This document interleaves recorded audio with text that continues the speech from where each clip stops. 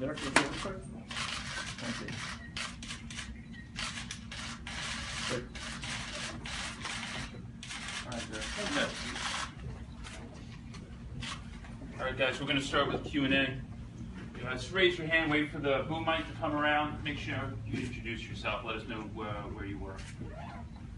Brian, start there. Hi, Derrick. Brian Morgan from the Associated Press. Can you just take us through kind of how you found out about this trade and your emotions, obviously, leaving not only your team, but your own hometown? Found out about it the same day everybody else did, of course, a couple days ago. And my agent actually called me. I was in California at the time, and was telling me that, prepped me like a couple of hours ahead that I was, that the trade might end up going through. And he called back and ended up telling me that it actually did. And at the time, it was just an emotional time for me. Chicago was more than just like a home. Like it grew me into the man that I am today. All my family and friends are back there. That's one of the reasons why I will change my number to 25. It's like I'm playing in New York, but I want to bring something from Chicago with me out here, and that's one of the reasons why I chose number 25. Congratulations Thank you. on coming to Chicago. Derrick was on Pix 11. I've had my share of working in Chicago, covering the Bulls back in the Jordan years. Chicago's a very loyal town. Being from Chicago, how much, personally as a person, how much did it hurt you knowing that you were not able to finish your career there, you're having to move on and things didn't work out? It hurt a little bit, but at the end of the day, my life is out of my hands. I know everything is out of my control. The only thing I can do is just prep myself to become great. Just like getting traded here. When I wasn't here, I was working out in LA, been working out for the last couple of weeks. And you never know what's gonna happen in this business, you know. I got traded, it's the first time I ever got traded, but it's no grown hold any grudges with the front office or anybody from Chicago. I loved all the teammates that I played with when I was back there. Of course, it hurt, like being away from my son, but you gotta understand this move one day once you get older. Mark Bird, New York Post. What's your thoughts playing with Carmelo, playing with Porzingis, and just the prospects of this team? I know they have to go through free agency, but what do you envision playing with those two guys and what they could build? I haven't thought into it as far as like how I would want to play with them, like pick and roll or the type of tempo type game I would want to play with them. I'll let the coach and the coaching staff do all that, but as far as like coming in here and with the mindset of winning, like I just want to win, man. That's the only thing I want to do.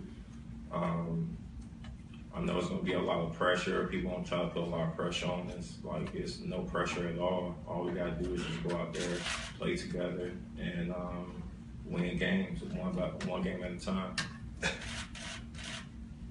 Hi there, George Willis, New York Post. You said you were preparing yourself to be great. How far do you have to go to be great? Is there a gap there? What's it going to take for you to be great again? I feel like I'm great right now. Where I came from, I mean, as far as like getting through my rehabs and just having the opportunity to just play basketball, I feel like that's the only thing I was missing these last couple of years was my rhythm. I was strong. I felt like my body was strong. You go through the season, you get nagging injuries, but I felt like my body held up. And this summer, it's all about conditioning and catching that rhythm again. Derrick, Stephen Bonnie with the New York Daily News. Sort of along those lines, you haven't played more than 66 games in a season since 2012. Yeah. How do you feel physically? Do you feel that you can put in a full 82? I mean, what kind of expectations do you have for yourself in terms of being able to stay on the court? Staying on the court, that's out of my mind, man. I just want to play. If I go out there and just hope that I can stay out there 82 games, like, there's no point in doing that. when I step on the floor, I'm just trying to win that game, play as hard as I can, and that's all I could do. But as far as like putting an expectation or trying to see or trying to find out how many games I play a year, there's no point in doing that. I don't want to jinx myself.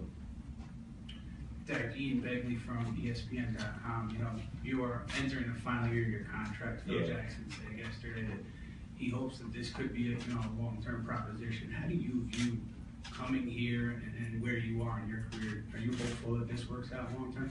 I hope so. With all the attention and all the congratulations that I got here, I hope I'll be able to play the rest of my career here. But like I said, this is a business. I guess we'll have to see how this 1 year goes, but I'm putting my all into this.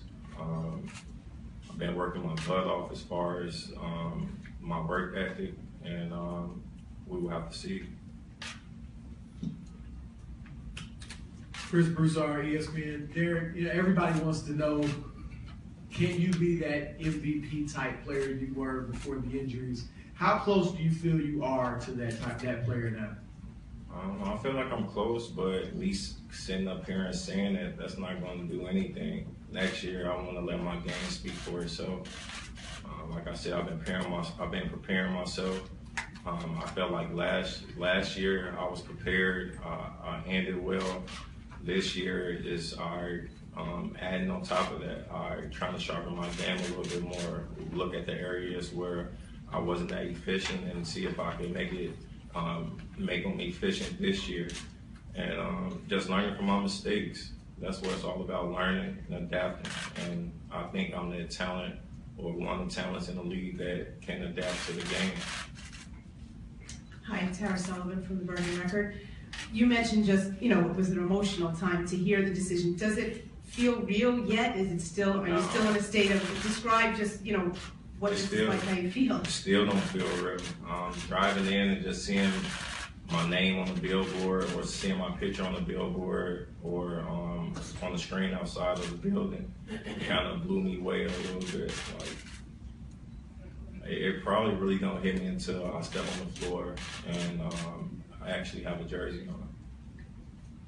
Hi, Derrick. Welcome to New York. Chris Haynes from the Wall Street Journal. I know you said that you haven't really given too much thought to the personnel, but I guess maybe 2 years ago, Carmelo was making a free agency decision, and he obviously stopped by Chicago. Yes. At that time, did you allow yourself to kind of picture what that would have been like, or how you would have felt if he had joined you there, and kind of what is your opinion on him as a player? I mean, yeah, I did. Hell yeah, I did. I can't lie. But everybody's different. I can't tell that man to walk away from the X amount of dollars that he would have walked away from. He has a family. He has kids. He wants his kids to be comfortable and have a consistent way of living instead of traveling and all that. So I understand that part. But it's funny how things work itself out. Work yourself out, and I'm just happy to be here. I'm happy to be playing alongside of someone that I believe is a dog, just like how I am, and willing to win and willing to do whatever it takes to win. So I'm grateful, I'm appreciative, and I can't wait. Derrick, I know you're close with Noah as a Bulls teammate. Yeah. I think you've seen him recently. I mean, he's a free agent. I mean, how amazing would it be for you to see him somehow come to us? Oh, I want him. He knows that. I think his family know that. I think everybody know that. Even last night, I was talking to him about it, and it's the same way. He's in a position where he got injured twice last year. It was his contract year, and he got to figure out what he wants to do. So I can't get mad with the decision he will make soon or whenever he makes it, but he knows that I will want to play with him. Hey, Derrick, Kevin Armstrong, New York Daily News. What do you remember about your first trip to New York when you played in high school here against Kemba Walker and the Rams? Losing. We lost that game, right? We lost, yeah. That's